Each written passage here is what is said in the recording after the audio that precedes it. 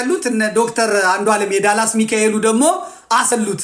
ያኛው ሲኖዶስ ነበር፣ የውጭ ሲኖዶስ ነበር። ያኔ እዚህ ብናመጣት እንዲህ ብናደርጋት ሲኖዶሶችን ያስተዋውቅልናል፣ ቤተክርስቲያናችን ያጎላልናል ብለው ተሟሙተው ምን ብለው ፈርመው አሜሪካ ወሰዷት።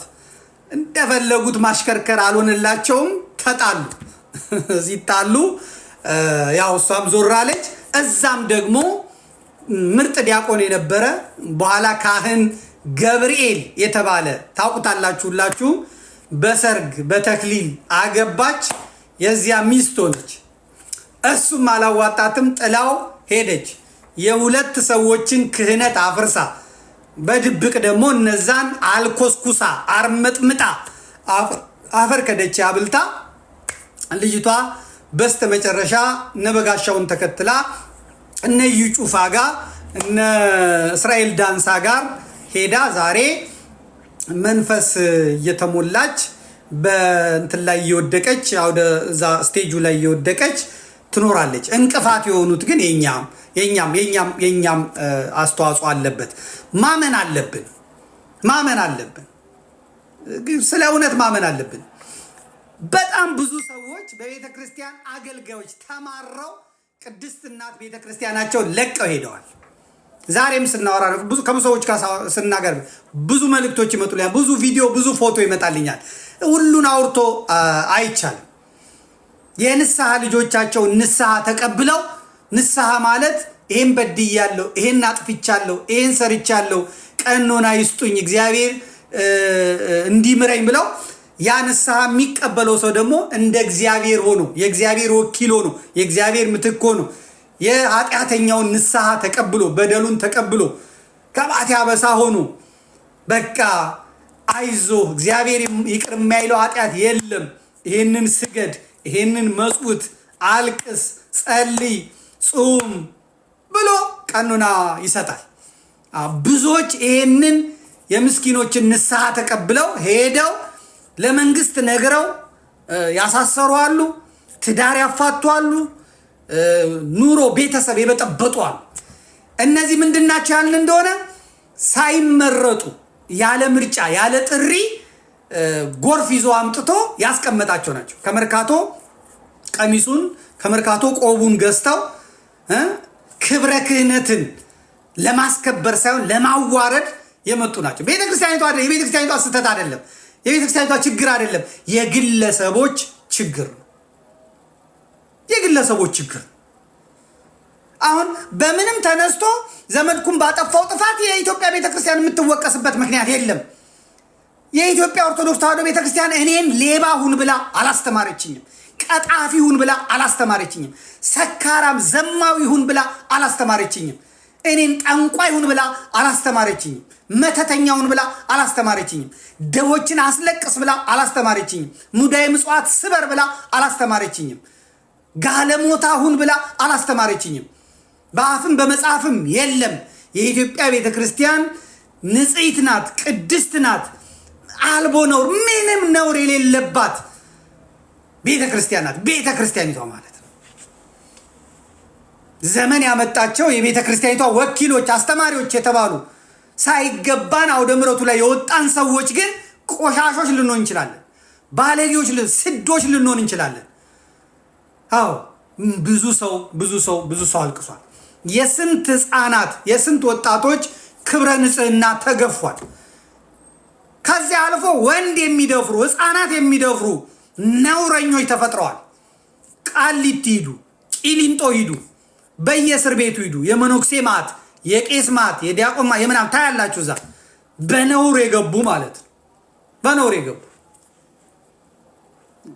ቤተክርስቲያኒቷ አዛ አይደለም፣ ቤተክርስቲያኒቷ ነግራ አይደለም።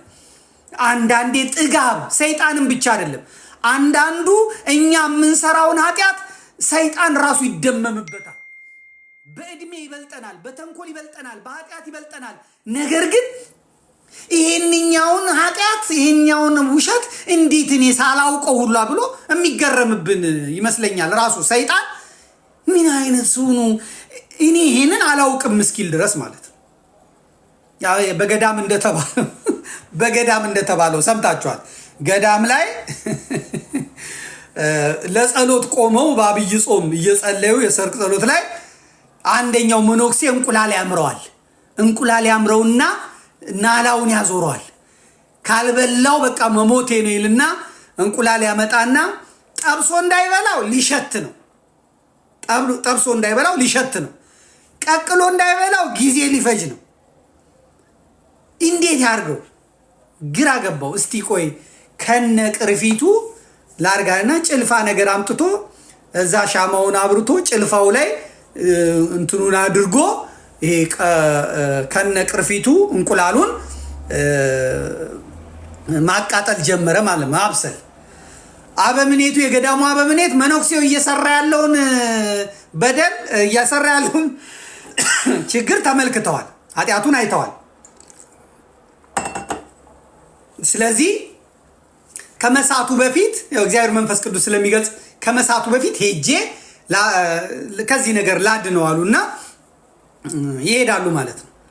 ቀጥታ እሷ ያይም ቤቱን በሩን ሳይሆን መስኮቱን ብርግድ አድርገው ሲገቡ እዛ ማንኪያ ነው ጭልፋ ይዞ እንቁላል በሻማ እየጠበሰ በጧፍ እየጠበሰ ያገኙታል። ምን እያረክ ነው ሲሉት ኧረ ሰይጣን አሳስቶኝ ነው አባቴ፣ በቃ ዲያብሎስ አሳስቶኝ ነው ሲል ዲያብሎስ ደግሞ በሩን ብርግድ አድርጎ ይገባና በፍጹም እኔ እንዲህ አይነት ተንኮል እንዲህ አይነት እንትን ካለ ዛሬ አይቼ አላቅም።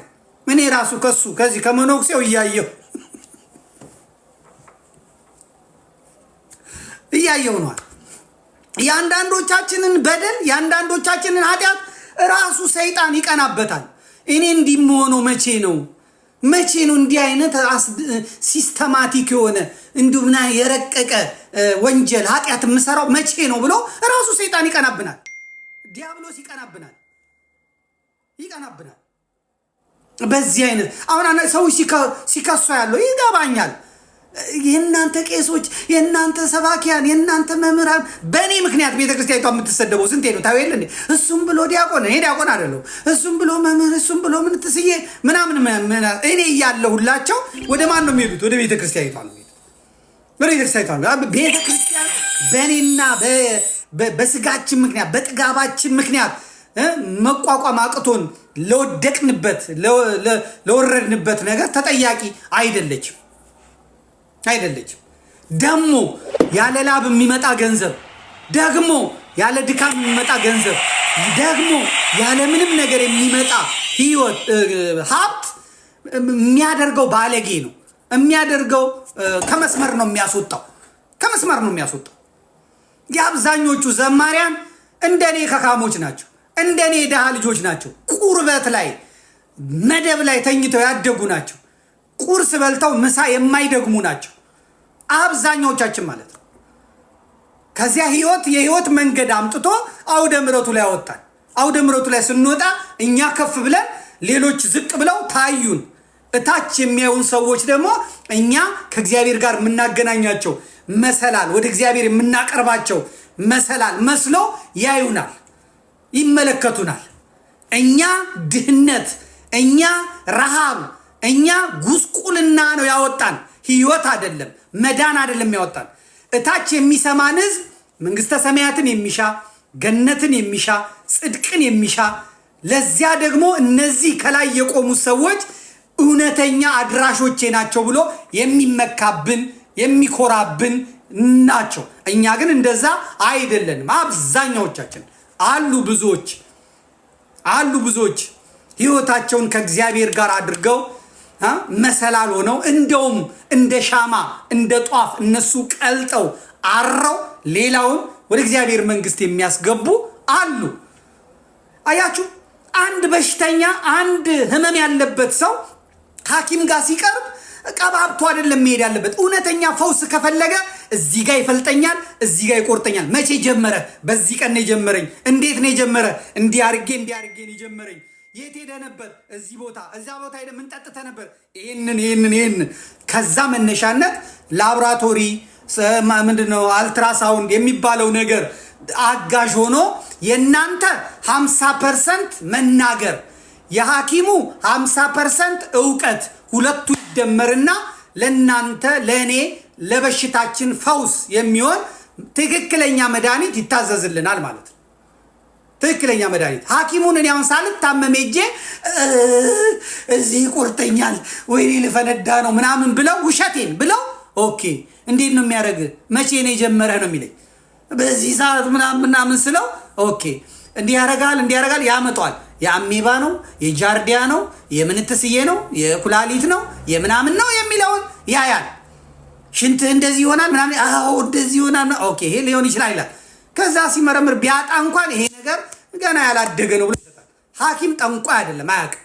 የኢትዮጵያ ቤተክርስቲያንም አሁን አገልጋዮቿ በሚሰሩት በጣም ጥቂቶቹ በሚሰሩት ነውርና በሚሰሩት ጥፋት ታላቋ ቤተክርስቲያን መነገር መሰደብ የለባትም። አንድ ለጵጵስና የሚመረጥ ሰው ከምን መከልከል እንዳለበት ምን መሆን እንዳለበት ምን መስፈርት ማሟላት እንዳለበት የተጻፈ የተጠነቀቀ ነው ያለው እና አግብቶ የወለደ የልጅ አባት የሆነ አምጥተን ትግሬ ስለሆነ ኦሮሞ ስለሆነ አማራ ስለሆነ አምጥተን የሾምነው እኛ እንጂ የቤተክርስቲያኒቷ ቀኖና የቤተክርስቲያኒቷ መጻሕፍት አይደለም። ከዛ ጳጳሱ ይሞታል። ሲሞት ልጅ ወራሽ ነኝ ብሎ ይመጣል። ከዛ ቤተክርስቲያኒቷ ገበናዬ እንዳይወጣ ብላ ትላለች። ፍርድ ቤት ክርክር።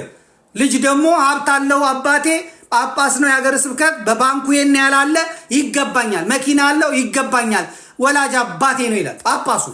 ከዛ የት ነው የሚኬደው? ፍርድ ቤት ማን ነው?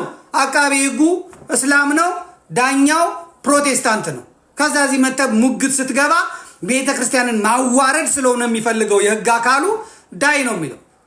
እምቢ ሲባል የአባትነትና ልጁን ከጳጳሱ አስከሬን ላይ ዲኤንኤ ተወስዶ የእሱ ዲኤንኤ ተወስዶ ልጅነቱ ይመስገናል። ፍርድ ቤት ነው ይሄን የሚል ኧረ ተው ሰው ሲባል ኧረ ተው ሰውዬ ለጵጵስና አይገባም፣ ይሄ ሰውዬ ለምንኩስና አይገባም ሲባል ተው ምን አባት አመጣለህ ብሎ ይገባል። ከዛ በኋላ ቤተክርስቲያንም አብራ ትሰደባለች፣ አብራ ትዋረዳለች። ቤተክርስቲያኒቷ ግን በአፍም በመጽሐፍም እንደዛ የሚል ነገር የላትም። ስለዚህ በእኔ በግለሰቡ ስተት በስጋ ድክመቴ በስጋ ኃጢአቴ ጳጳስ ልሁን መነኩሴ ልሁን ቄስ ልሁን እኔ ባመጣው ጥፋት ጥንታዊቷ ብሔራዊቷ ዶግማዊቷ ቀኖናዊቷ ቤተክርስቲያን የኢትዮጵያ ኦርቶዶክስ ተዋሕዶ ቤተክርስቲያን መኖር መነቀፍ መሰደብ የለባትም ማለት ነው። ይህም በደንብ መናገር አለብን። አብዛኛው ደሃ ነው። የብዙዎቹ ሰባኪያን ስራ ምን እንደሆነ ልንገራችሁ። የብዙዎቹ ሰባኪያን ስራ በሄዱበት ሀገር ባለሀብቶችን መሰብሰብ፣ ሴቶችን መሰብሰብ፣ ወንዶችን መሰብሰብ፣ ስልክ መያዝ። ከዚያስ ይህን መጽሐፍ ላሳትም ነው ብር ላኪ፣ ይህንን ካሴት ላሳትም ነው ብር ላኪ፣ የቤት ኪራዬ ደርሷል ብር ላኪ። ቤተሰብ ያላቸው ትዳር ያላቸውን ሴቶች ቁም ስቅላቸውን ነው የሚያሳጡት። እገሌ ከገሌ የለም። የምንትስ የአላፋት ጉባኤ ልናዘጋጅ ነው ብር ላኩ፣ ምንትስ እንደዚህ ልናደርግ ነው ብር ላኩ። አብዛኛዎቹ ሰባኪያን አብዛኞቹ የአውደ ምሕረት ሰዎች በተለይ እግራቸው ወጣ የሚል የምሽት ሰዎች ናቸው። ቀን ተኝተው ሌሊት ዋይፋይ ላይ ተጥደው በሜሴንጀር የሰው ልብ ውልቅ ሲያደርጉ የሚያድሩ ናቸው። መጣላ ከፈልጋችሁ ሁሉንም ማየት ትችላላችሁ።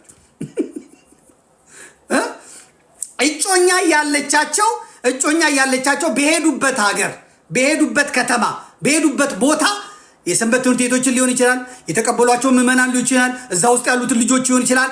ወደ ፍቅር የሚገፋፉ ወደ መናፈቅ የሚገፋፉ ትሁት ሆነው በመቅረብ የራሳቸውን ፍቅረኛ የሚያገቧትን አስቀምጠው ከዚያ እነዛ ሰዎች ደግሞ ወንዳገኘን ባላገኘን ብለው ገንዘባቸውን፣ ሰዓታቸውን፣ ጊዜያቸውን፣ ሀብታቸውን አፍሰው በመጨረሻ ላይ ብሎክ በማድረግ የሚፈልጓትን ሴት የሚያገቡ ሌላውን ብር መሰብሰቢያ ማራቆች አድርገው እነሱ ምርጥ ኑሮ ሊኖሩ ያለ ስራ ያለ ውጣ ውረድ ያለ ድካም መኪናቸውን ገዝተው ምናቸውን ገዝተው እነሱ ተንፈላሰው የሚኖሩ ይሄ ነውር ነው።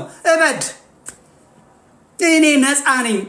ሰማይ ስሚ፣ ምድር አድምጪ፣ ቤተክርስቲያን መስክሪ። ዛሬ በዚህ የቲክቶክ አገልግሎት ላይ የምትሰሙት ሁላ ምስክሮች ናቸው። በእግዚአብሔር ፊት ሁላችንም እንቀርባለን። በእግዚአብሔር ፊት ሁላችንም እንቀርባለን። በእግዚአብሔር ፊት እንቀርባለን። እግዚአብሔር ይመጣል፣ ክርስቶስ ይመጣል። በፊቱ እንቀርባለን። ምን አልክ፣ ምን ሰራ፣ ምን ተናገርክ እንባላለን። ያኔ ፊቱ እንቀርባለን። ምስክሮቼ ናችሁ። የኢትዮጵያ ቤተክርስቲያን በእኔ ስተት፣ በእኔ ውንብድና፣ በእኔ ኃጢአት፣ በእኔ ግልሙትና መሰደብ መነወር የለባትም። የነ ጻድቁ አቡነ ተክለ ሃይማኖት፣ የጻድቃኑ የአብርሃ ወአጽብሃ፣ የነ አቡነ አረጋዊ፣ የነ ቅዱስ ክርስቶስ ሰምራ፣ የነ ቅዱስ ጊዮርጊስ ሃይማኖታቸው ያቺ ንጽሕት ቅድስት ሃይማኖታቸው በእኔ በኮተታሙ ለደቂቃ ጸሎት በማልጸልየው በሰነፉ ምክንያት ቤተክርስቲያኒቷ መሰደብ መነወር የለባትም። አንዳንድ ሰዎች ይመጡና ሲፈርዱ ሰማለሁ። በቀደም ተናግሬያለሁ። አንዳንድ ሰዎች ይመጡና ይፈርዳሉ። ይህች ከዚህ ልታሳስተው መታ ነው እንትን ብትለው መታ። ደግሞ ወንዶች አይሉም፣ ሴቶቹ ናቸው የሚሉት። የዚህ ዘመን ሴቶች ሰይፍ ናቸው፣ ገጀራ ናቸው። የዚህ ዘመን ሴቶች ጨካኞች፣ ርኅራሄ የሌላቸው፣ ቆም ብለው እንኳን ምንድን የተፈጸመው ምንድን የተበደለው የማይሉ የሚወልዱ አይመስለኝም ዝም ብዬ ሳስበው። እና በልጄ ይደርሳል አይሉም ሁላ። ኮመንቶቻቸውን ነው የማየው። በጣም ደፋር፣ በጣም ጨካኝ፣ በጣም አረመኔ፣ በጣም ገጀራ የሆኑ ናቸው። እና ሴቶቹን ነው ሲከሱ የማየው። በእውነት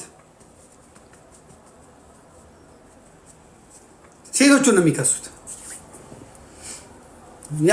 ይሄንን ጋለሞታውን፣ ይሄንን ጠጪ ሰካራም፣ ይሄ የሰው ህይወት ያበላሸውን ዘማሪ የሚል ሰባኪ የሚል ዲያቆን የሚል መምህር የሚል ቄስ የሚል አባ የሚል መነኩሴ የሚል ምንትሴ የሚል ታፔላ ስለለጠፈ እሱን እንደ ጻድቅ ይዘው ከዛ ይመጣሉ። ጴንጤ ልኳት ነው፣ እስላም ልኳት ነው፣ ምን ሲሄድ ምናምን ይላሉ። ከሷ ማን አጭር ልበሽ አላት፣ ማን ረጅም ልበሽ አላት፣ ማን እቤቴ ነይ ሲሉሽ ሂጂ አላት፣ ማን እንደዚህ አርጊ በይ አላት ብለው ነው የሚፈርዱት።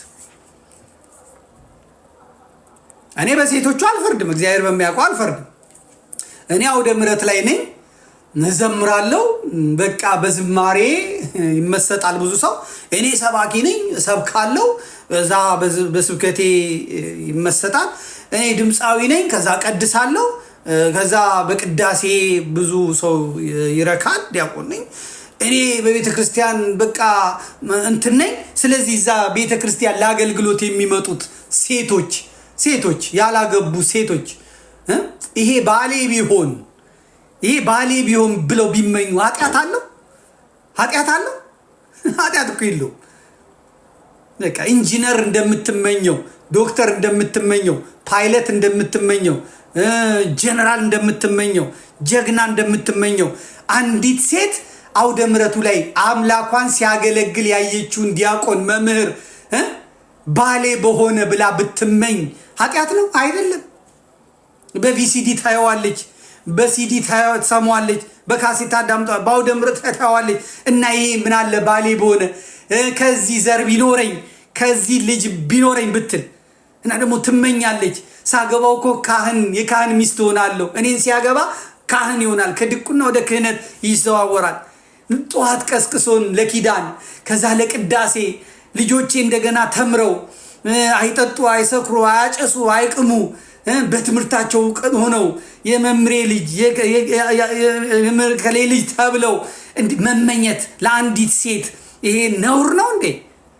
ስለዚህ እቺ ሴት ይሄን በመመኘቷ ይሄን በተመኘችበት ሰዓት ደግሞ አጭቤው ቀጣፊው ሳይጠራ ያለ ጥሪ መጥቶ መምህር ዲያቆን ነኝ ብሎ አውደ ምሕረቱ ላይ የተጎለተው ሰው ወደ ህይወቷ ቢመጣ ቢያጫውታት፣ ቢቀልዳት፣ ቢቀርባት ሎተሪ አፈስኩ እኮ ነው የምትለው። እመቤቴ ጸሎቴን ሰማችኝ፣ አማኑኤል ጸሎቴን ሰማኝ፣ እግዚአብሔር ጸሎቴን ሰማኝ ብላ እኮ ነው የምትለው። ይህን ስለሚያውቁ ነው እነዚህ ተልባ በሚቆላ ምላሳቸው እነዚህም ደካማ እውነትን የተመኙ ፍቅርን የተመኙ ሰላማዊ ትዳርን ሰላማዊ ህይወትን የተመኙ ምስኪን ሴቶችን በመቅረብ እንትን የሚሉት የሚያደርጉ አንዳንድ አረብ ሀገር ያሉ ሴቶች ልከው አንድ አገልጋይ ነኝ የሚል ወደ 17 ሴቶችን ነው በዘመኑ ቋንቋ የሚጀነጅ ነው የሚያግባባው ማለት ነው። በቃ ትምህርት ቀሚስ ለብሶ ምን ለብሶ መስቀሉን ይዞ ምናምን እያለ 17ቱም አይተዋወቁ ለሁሉም ነው ይዘው ያቺኛው $200 ትልካለች፣ $300 ትልካለች። ያቺኛውን ደግሞ ቤታችንን እንትን እያልኩ ነው የኮሞዲኖ መግዣ ይላታል፣ በዚህቻን ሶፋ አምጪ ይላታል። ያቺኛው ይሄ ልጅ ኢንቨስተር ነው፣ በቃ የነዳጅ ጉድጓድ አለው እዛ። ይቺኛዋ በአረብ ሀገር የምትቃጠለዋ ደግሞ መቼም የምትኖረው ኖራ በዛው ተቃጥላ ለመሞት አይደለም። እንዲህ አይነት መጽሐፍ ቅዱስ በእጁ ያዘ፣ መስቀል በእጁ ያዘ፣ አውደ ምሕረት ላይ የሚታይ እገሌ የሚባል ሰው ልታገባ እሷ ኢንቨስት ታደርጋለች። እሱ ይጨብሳል፣ እሱ ይጠጣል፣ እሱ በሸነና ይላል። መምጫ የደረሰ ስትል ብሎክ ጥፍት፣ ከዛ ሌሎች ብሎክ አድርጎ ይጨርሳቸዋል። ወይ ከቤተሰባቸው አሉን ወይ ከንብረታቸው አሉን ምን አሉ። ከዛ ይሰደባሉ መጥተው ማን እንደዚህ አርግ ያለሽ፣ ማን እንደዚህ ሆኝ ያለሽ። እርግጥ ነው ላላወቁት ነገር መሆን፣ ግን በዛ መስመር ሄደው ደግሞ የተጋባዋል በዛ መስመር ሄደው የተሳካላቸው አሉ፣ የተዋደዱ አሉ፣ የወለዱ አሉ። አሁን መወቀስ ያለበት ከሃዲው፣ አጭበርባሪው፣ ሌባው፣ ወመኔው ነው ወይስ እቺኛዋ አምና የእግዚአብሔር ሰው ነው ብላ የመቅደሱ ሰው ነው ብላ ያመጠችው የመጣችዋ ሴት ናት አይደለች? እሷማ ምን ታድርግ? ይሄን በደንብ ማሰብ መቻል አለባቸው። አሁን የአገልግሎት ትምህርቱ መቀየር መቻል አለበት። መጀመሪያ ሰባኪ ነኝ የሚለው መሰበክ አለበት። መጀመሪያ መሰልጠን አለበት። መጀመሪያ ማወቅ አለበት። ተነስቶ ብቻ ማይክራፎን ይዞ ዛሬ ቅዱስ ገብርኤል ነውና እመቤታችንን መልአኩ ቅዱስ ገብርኤል አበሰራት እልል በሉ ምዕመናን፣ ድምፅ አይሰማም እዛ ጋር። ኧረ ድምፃቸው አንሰዋል፣ እልል በሉ እንጂ ቅዱስ ገብርኤል እኮ ነው ወዳጃችን እኮ፣ እልል በሉ። 41 ሰዓት ሙሉ ይሄን ማይክ ተናግሮ መውረድ የለበትም። በእውነት እውነቴን ነው የምላቸው፣ እውነቴን ነው። ዛሬ እኮ እመቤታችን ናት፣ ለእመቤቴ ዛሬ እኮ መድኃኒዓለም ነው። ይሄ አይደለም። በደንብ አሁን የአገልግሎት ትምህርት መውሰድ አለባቸው። አብዛኛው አገልጋይ መሰበክ አለበት። ይሄ ፋራ ሰገጤ የክፍለ ሀገር ሰው ከሌላው ፋራ በምንም አይለይም። አራዳ መስለው እኮ ነው የሚለው። ትክክል አይደለም እሱ። አራድነት ማጭበርበር አይደለም። አራድነት ግልሙትና አይደለም። አራድነት በዓለም ላይ ያሉ ዱርዬ፣ በዓለም ላይ ያሉ ቦዘኔ፣ በዓለም ላይ ያሉ ባለጌ የሚባሉት ሰዎች እንኳን እዚህ አውደ ምሕረት ላይ አለን የምንል ሰዎች የምንፈጽመውን አይፈጽሙም። ቃል ገባላቸው፣ ይፈራሉ። ሴተኛ ዳሪዎችን ጊዮርጊስ እያለው አውቅ ነበር። ሴተኛ ዳሪዎች ቀርበው ቤተክርስቲያን አይሳለሙ። በደጁ ሲያልፉ ተከናንበው ነው። በጊዮርጊስ በኩል ሲያልፉ፣ በመሬታችን በኩል ሲያልፉ ተከናንበው ነው። እግዚአብሔር ያየኛል ብለው፣ እግዚአብሔር ይመለከተኛል ብለው፣ ቆሽሻለሁ ብለው፣ ችግር ሰዓት ውስጥ ከቷቸው እኔ ረክሻለሁ ብለው፣ እኔ ፊቱ መቅረብ አይገባኝም ብለው ካህን ሲያዩ ይሮጣሉ። መስቀል ለመሳለም ይሮጣሉ። ሩቅ ሆኖ ያለቅሳሉ። መቼ ነው ከዚህ ህይወት የምወጣው ብለው ያነባሉ። የኛ ጋለሞታ ግን ሲጠጣ አድሮ ሲሰክር አድሮ ከነቆቡ ከነመስቀሉ አስፓልት ላይ እየሸና እያስታወከ ግልሙትናውን እየፈጸመ የኪዳን ሰዓት ደርሶብኛል ብሎ ጋንጋን እንዳለ መቅደሱ ውስጥ ገብቶ በድፍረት መንጦላይቱን ገልጦ በታቦተ ሕጉ ፊት፣ በመንበሩ ፊት፣ በመሰዊያው ፊት ቆሞ በእግዚአብሔር ላይና በህዝቡ ላይ ይላገዳል። እንዴት እግዚአብሔር ጸሎታችንን ይስማ። ዛሬ ኢትዮጵያ ለገባችበት መከራ፣ ዛሬ ኢትዮጵያ ለገባችበት ውርደት፣ ዛሬ ኢትዮጵያ ለገባችበት ሰቆቃ፣ ለረሃቡም ለጦርነቱም ተጠያቂው የኢትዮጵያ ኦርቶዶክስ ተዋሕዶ ቤተክርስቲያን የመቅደሱ አገልጋዮች ድፍረት ነው። ከኔ ጀምሮ ማለት ነው። በታላቅ ድፍረት እናገራለሁ። እግዚአብሔር የጨከነብን፣ እግዚአብሔር ጆሮን ከኛ ያራቀብን፣ እግዚአብሔር ልቦናውን ከኛ ያራቀብን፣ አሳልፎ ለገዳዮች፣ አሳልፎ ለዘባቾች፣ አሳልፎ ለሚላገዱብን የሰጠን አዎ መቅደሱን ስላቆሸሽ ነው። ታማኝነታችንን ስላረከስ ነው። በአንደበታችን ጻድቅ ጻድቅ በውስጣችን ርኩሰት ስለተሞላ ነው። ይህንን ማመን መቻል አለብን። ማመን መቻል አለብን። አስመሳዮች ስለሆንን ነው። አስመሳዮች ስለሆንን ነው። ሰውን እናታልላለን፣ እግዚአብሔር ግን ይታለላል ወይ? እግዚአብሔር ይሸወዳል ወይ? እግዚአብሔር ሞኝ ነው ወይ? እግዚአብሔር ታጋሽ ነው። እግዚአብሔር ይቅርባይ ነው። እግዚአብሔር ኤልሻዳይ ነው እንጂ እግዚአብሔር ሞኝ አይደለም። ሞኝ አይደለም። የእግዚአብሔር ዝምታ የእግዚአብሔር ትዕግስቱ ነው እኛንም የበለጠ ደፋር የበለጠ ጨካኝ እንድንሆን ያደረገን። ከዚያ በደሉ የደረሰባቸው ችግሩ የደረሰባቸው ለክስ ሲመጡ ክሱን የሚቀበሉት ዳኞችም ያው ናቸው። ከሳሹን አይደለም የሚሰሙት፣ ተከሳሹ ወገናቸው ስለሆነ ተከሳሹ ጓዳቸው ስለሆነ እሱን ነው የሚሰሙት። ሂድ ከዚህ ሂድ ይባላል። እነዚያ በደል የደረሰባቸው ሰዎች ከነቁስላቸው ከነህመማቸው ይሄዳሉ። ግማሹ አስወርዳለሁ ብሎ እዛው ጽንሱም ይሞታል፣ አስወራጇም ትሞታለች። ይሄ ግን ያኛው ይቀድሳል፣ ያኛው ታቦት አከብራለሁ ይላል። ይሄ ትክክል አይደለም። ትክክል አይደለም። መስተካከል መቻል አለበት። ከኔ ጋር ናችሁ? አለን በሉ እስቲ አለን በሉ። አለን በሉኝ እስቲ ንገሩ። እዚህ ውስጥ አንድ ሰው አየው። ቃል ኪዳኔ ምሕረት ልጅ ዘመዴ ውሃ ጠጣ አለችኝ። እግዚአብሔር ይኸው የጠጣው ነው።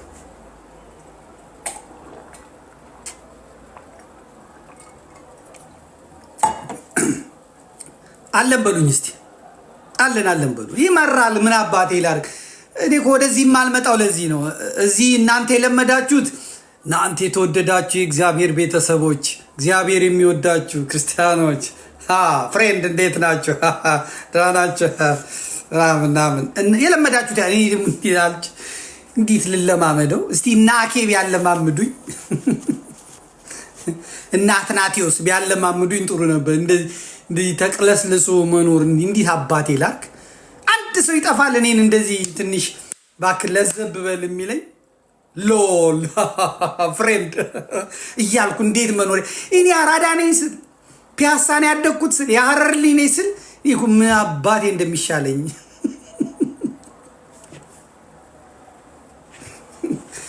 ዘመድ አይበርክትልኝ የተባልኩ ሰው ይኸው ሰሞኑን ጸጥ በማለቴ ሰላም ነው ያገኘሁት። ፊቴን ተመልከቱት። ቀላ ፊቴ ቀላ። ይሄ የበለዘው ሁላ ጠፋ። ፀሐይ ላይ እየተሰጠው ውላለሁ፣ አርፌ ውላለሁ።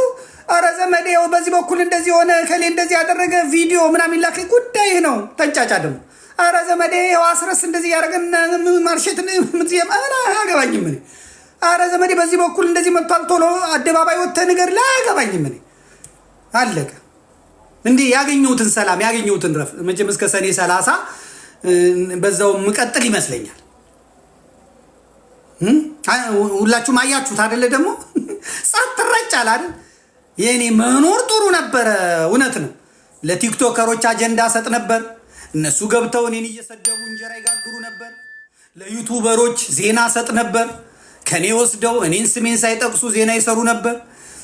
የመወያያ አጀንዳ ሰጥ ነበር። የለም አሁን ድፍንፍን ሰው ካልሞተና ዞር ካላለ አይመሰገንም። የታወቀ ነው። የያዝኩትን ጉድ እኔ ነኝ የማውቀው። የተሸከምኩትን ጉድ እኔ ነኝ የማውቀው። ይኸው ለቀኩላችሁ። ሜዳውን ፈረሱም ያው ብዬ ለቀኩላችሁ። አለቀ። እጠፋለሁ ማለት አለም፣ እሄዳለሁ ማለት አለም። ግን የራሴን እረፍት ሰዓት አገኘሁ። ልጆቼንም አየኋቸው። እንዲህ ልጄ እንደዚህ ነበር እንዴ? ሴቷ እንደዚህ ነበረች እንዴ?